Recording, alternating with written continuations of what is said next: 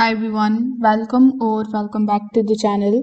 In today's video, I'm going to be explaining to you how to install iTunes on macOS step by step and what to do if your Mac no longer supports iTunes.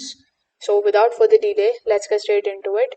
So in the step 1, you need to check your macOS version first. For that, simply just click on the Apple logo that is available here on the top left hand corner of the screen. Then you are going to see this type of about this Mac pop-up in front of you. Over here, you just have to check your macOS version. If your Mac is running macOS Mojave or earlier, you can install iTunes normally. But if your Mac is running on macOS Catalina or Big Sur or Monterey or Ventura or newer, iTunes is not available anymore. So once you have found that your Mac OS supports the iTunes, you just have to simply go to the Mac App Store. So here you can also click on the option of this music icon from the apps list. After that, you will be redirected here inside your Mac App Store. Over here, look for the app music.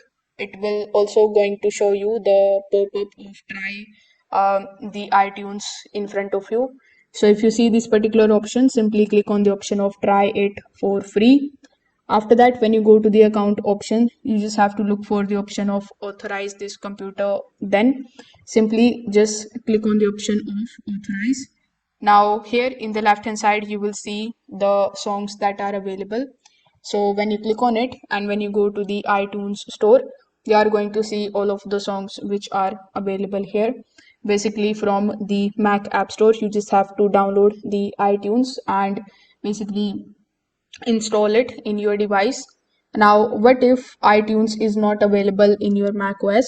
If you are using Mac OS, the Catalina or newer, Apple has replaced iTunes with separate applications.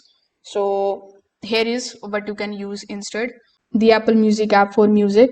Then you can download Apple TV app for movies and shows. You can also download Apple Podcast applications for podcast, Finder for iPhone, and the iPad backup, sync, and restore.